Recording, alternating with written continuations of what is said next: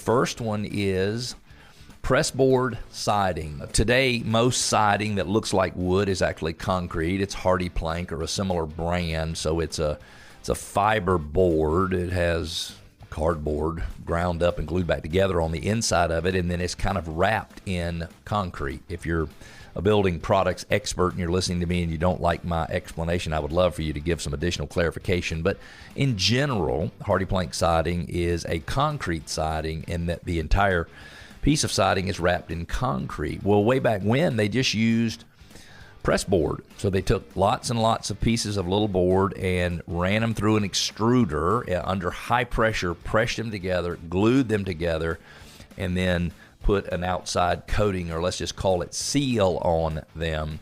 And I think if installed correctly, I think most of those boards probably would have lasted just fine.